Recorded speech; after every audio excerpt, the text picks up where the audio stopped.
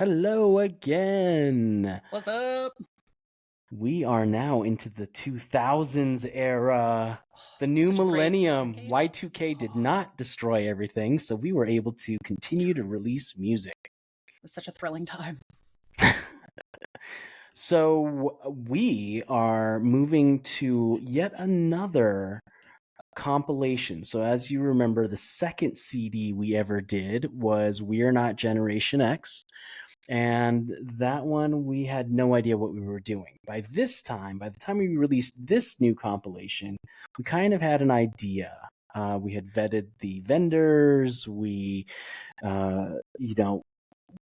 paid a couple $100 and had this mastered in, Whittier and, with a professional engineer to just make everything sound so crisp, so clean, despite the fact that, a lot of it is still kind of crazy, thrashy punk rock.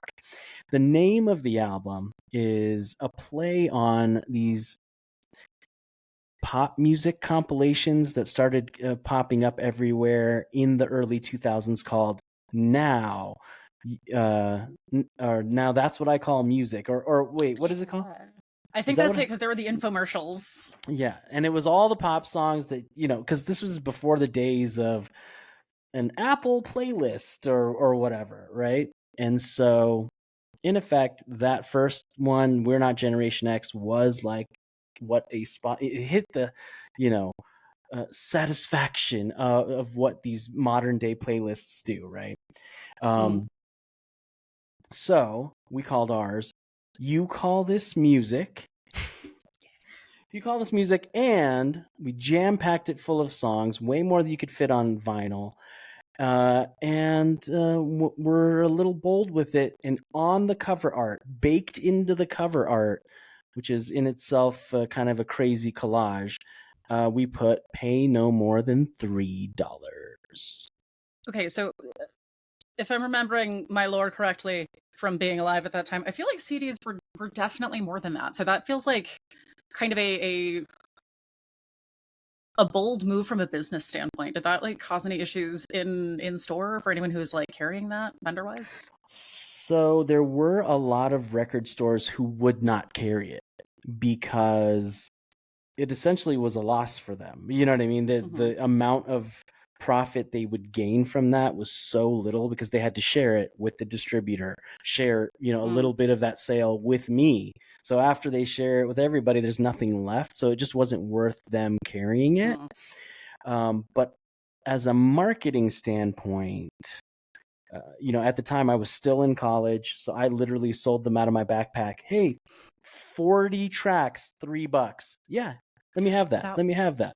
And CDs were around. Spotify didn't exist. Apple Music didn't exist. It was basically the selling it out of the trunk idea.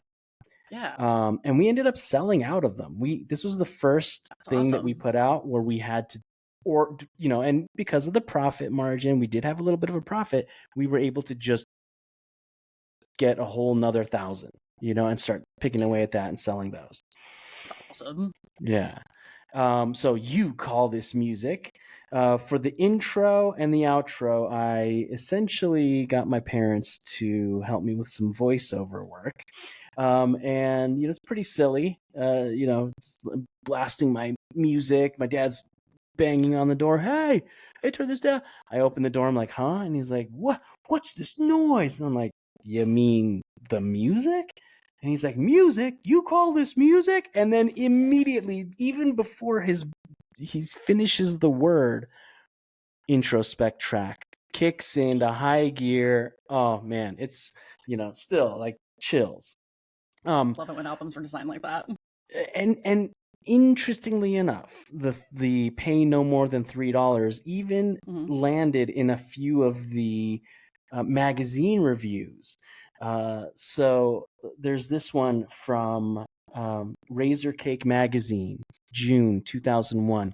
The theory behind this comp is that every punk has been listening to something he really digs, and someone else has come along and said, "You call this music?" In response, Geikido Comet throw up their middle fingers and scream, "Fuck yeah, just listen to this shit." There's a pretty diverse collection of bands on this comp, from old famous bands like DOA and Citizen Fish to cool former bands like Falling Sickness and John Cougar Concentration Camp, to the next big thing like the Eyeliners, to a bunch of bands I've never heard of. The only thing all the songs have in common is they're pretty good. This is what punk rock radio would be on a good day. And just to keep the DIY spirit strong and do something really cool, they priced this CD at $3, and it's almost 70 minutes long. Boom!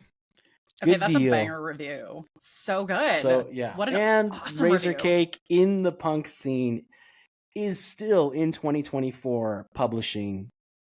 They went and got their nonprofit status. They are archiving the punk scene.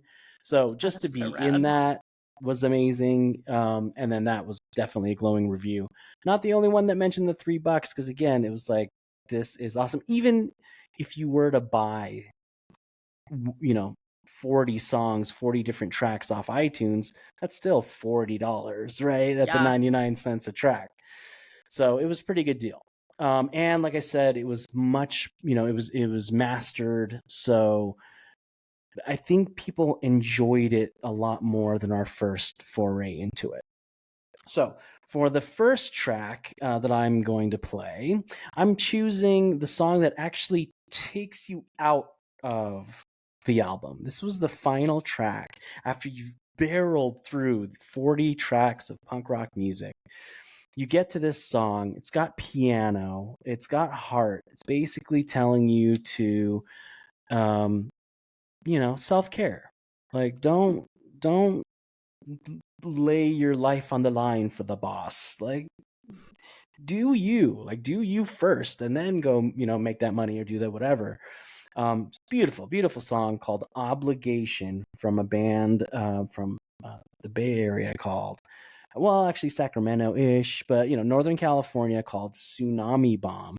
They are still touring. I mean, they broke up, got back together, different bandmates. They are playing shows in 2024. So this is very cool, very proud of them. They rounded out the album.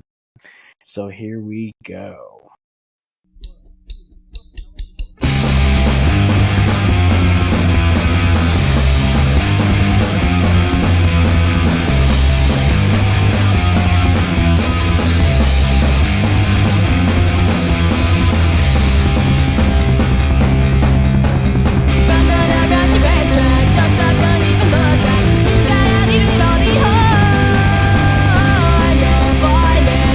Situation is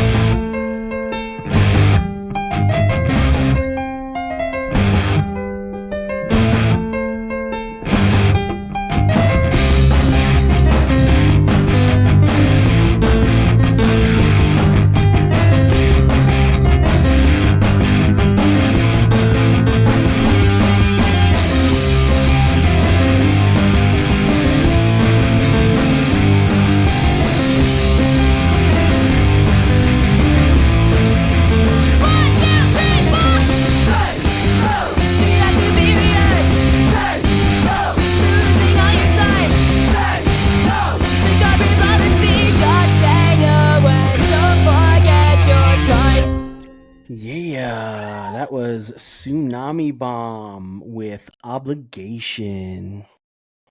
Okay, that had so many, like, first off, the energy is incredible. I don't know why you said like it had piano in it, and I, being a classical musician, was like, wait, is there such a thing as How? like ballad punk music? And the answer is not where my brain was thinking. Um, Yeah. I loved it. Very much had those kind of like the closing harmonic progression. It felt like an excellent closer from a music theory standpoint. It Mm-hmm. feels very Very closing cool. harmonies.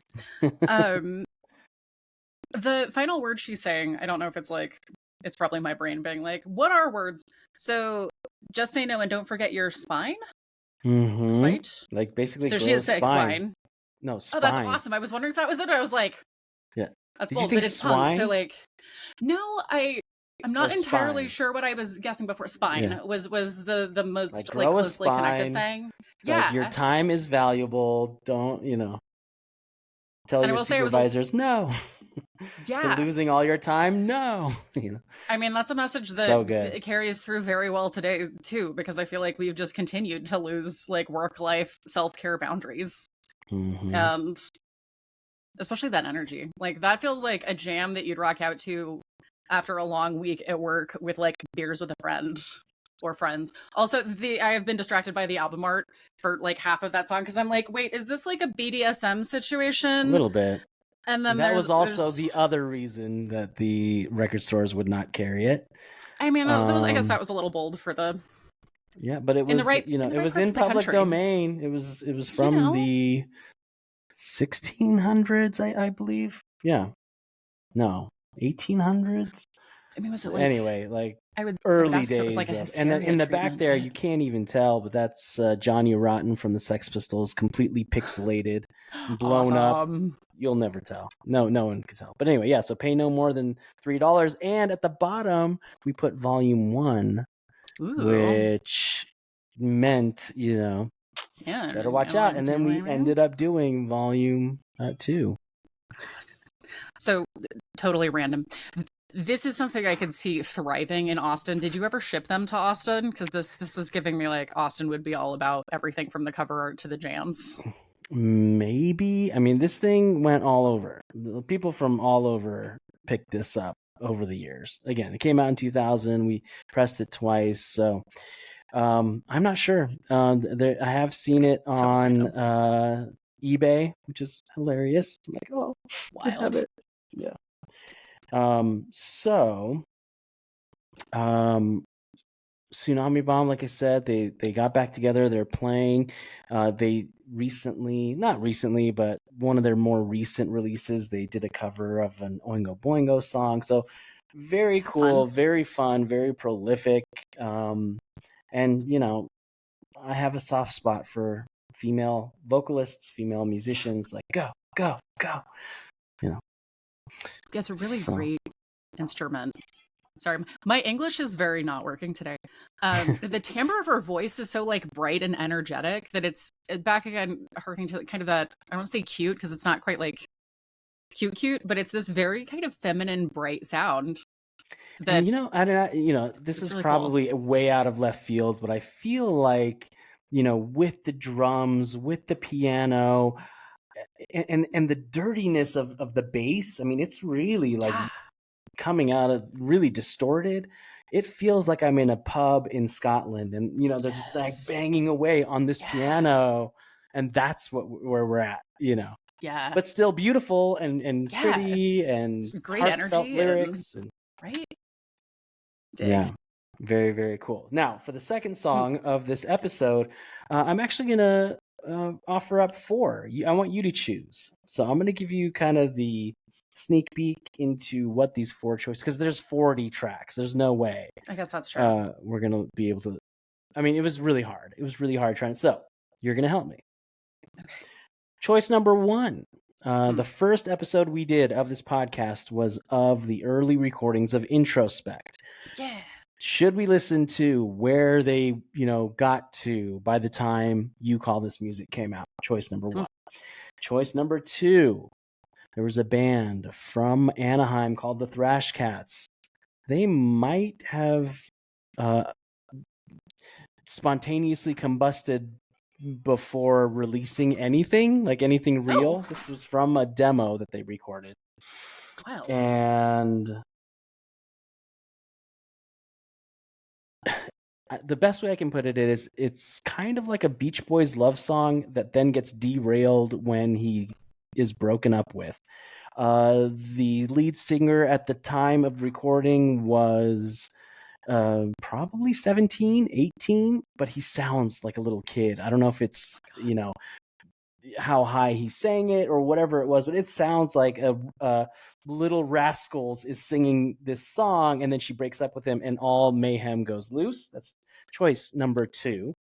Choice number 3, from Long Beach, or maybe it was San Pedro, Southern California, Female Chauvinist Pigs. They do a song called So You Think You're a Man?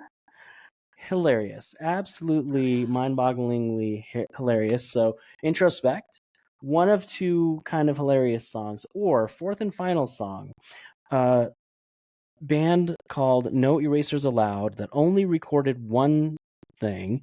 It was me on drums. It was Gila on vocals. The lyrics were based on a trip that we took to Las Vegas. We went to Caesar's Palace, went inside FAO Schwartz, ended up bumping into some old man that looked and sounded like he was an aged Hitler. I got so nervous. I was like, we got to go. I don't know if it's real or not real, or did he escape to Venezuela? Now he's here. I don't know, but we got to go. And so we just kind of laughed about it later and wrote this song. Choice number 4. What do you think? Feel free to don't rush into it. I'm like, I wish I had a D20 so I could play like high-low, because I'm very much torn between the chaos of number 2 and also the chaos. Clearly, I have a theme of you're like Hitler in a toy store situation.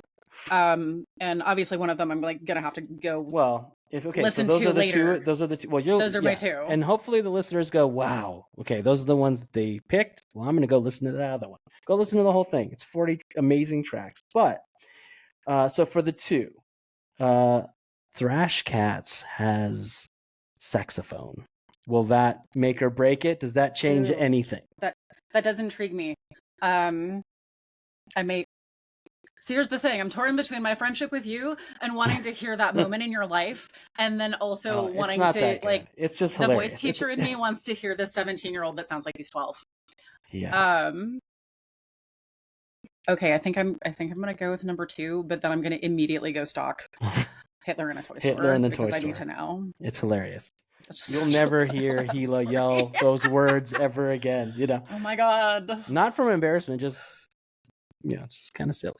All right, cool. That's so awesome. We're gonna listen to the Thrash Cats, and this song is called Donna.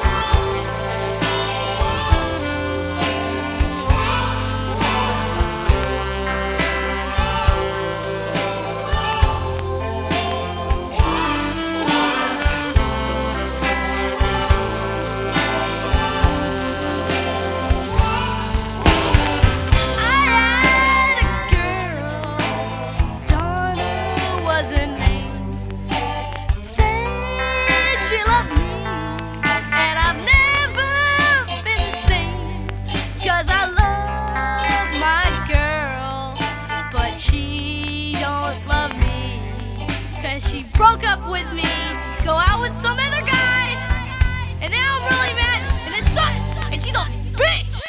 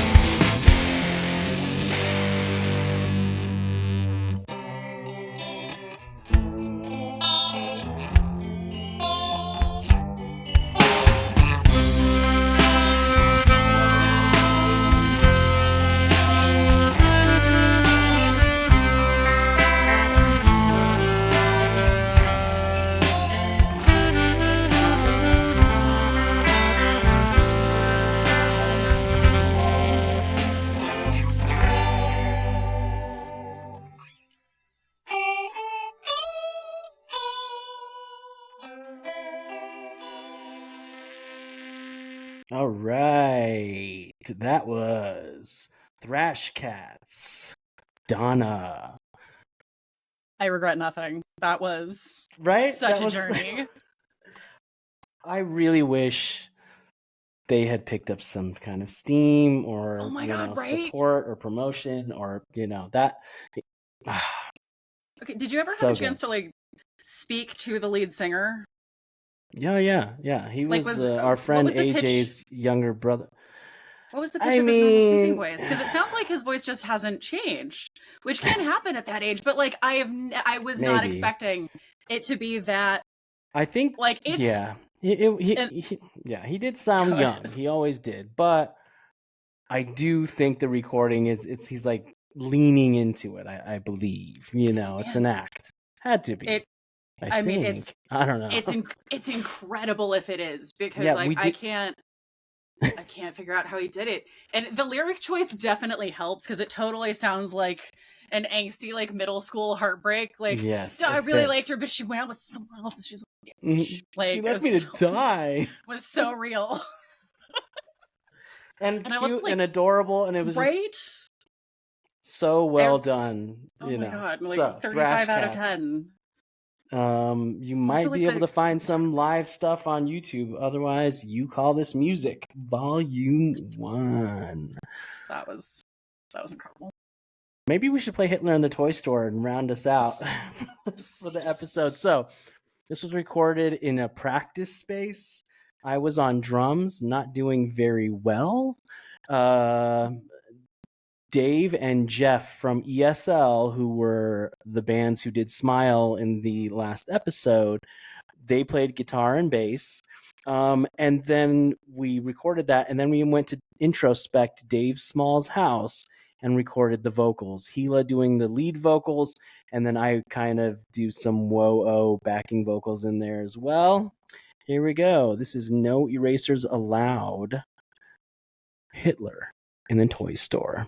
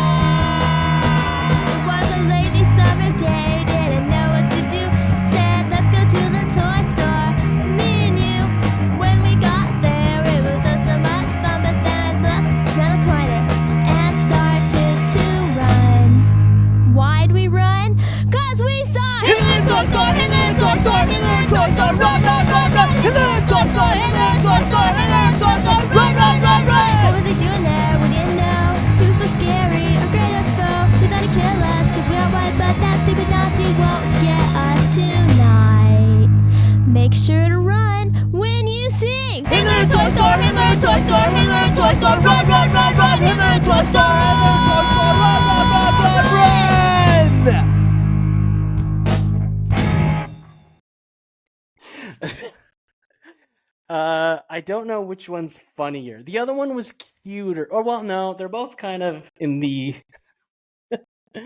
off-kilter adorable. Love the juxtapositions. Every time I've seen Hila, she's always this like beautiful, elegant woman, and just like this idea and just imagining her like just rocking all the way out to this is just such a beautiful juxtaposition of ideas. We never did it live. I love. The only thing that existed from that recording was this on You Call This Music Volume 1, and then another 7-inch record that we will get to in a future episode where we included the instrumental of this. So no vocals, just the guitar, bass, and drums. But yeah, so you're saying I could karaoke Hitler in a Toy Store. You definitely can, and it's so funny. I mean, she doesn't hate it or anything, but if I ever play it in the car and the kids are around, it's like I roll. Oh, come on, that's like so why? Awesome though. Why? I'm like I love it. It's because I love it. What a cool mom thing though. Like cool. Yeah. I feel like that's cool mom and dad. Cool mom and dad. Anyway, love. Yeah, so good. So Thank you for basically being numero uno on the co-host list. I do think at some point, maybe for some of these, maybe if I can be prepared enough, we can get special guests to come on with us. That would be fun. Yeah, because again, in listening to these and recording these, it's quite obvious that it's only the things that I remember. And do I have that good of a memory? I mean, I do, and I can still spin a yarn, but maybe we should. But otherwise, other than that, and here I go rambling again. Ashley, you are awesome. Thank you for doing this. Any last words before we head out? I'm excited for next time. Like every time, this is such a fun treat. So I guess the listeners want to know. Yeah. Do you call that music? I do call that music. Yeah. Those are some sick jams, man. I need to go listen to the rest of it. You should. At some point when you're feeling, maybe when you're, in a angsty mood. It's really good stuff. All right. And we will see you next episode. What came immediately after this was a split 7-inch record with two bands. One band from Anaheim called 4 Letter Words, which the lead singer of 4 Letter Words is the older brother of the lead singer of Thrash Cats. So it's Thrash Cats' older brother's band. Okay. Several dudes in that band, but and then on the other side was this Japanese band called P-Lander Z, which they have toured the world. They have toured the U.S. We did their first vinyl record. It was the split 7-inch. We did it cherry red vinyl. Awesome. So as you can see, we're getting like better and better. The artwork's getting better. So it was a couple songs each, and we just photocopied the covers at Kinko's, stuffed them in the sleeves. So that is what we're going to listen to 2 songs from the P-Lander Z 4 Letter Words split 7-inch on the next episode. Let's go.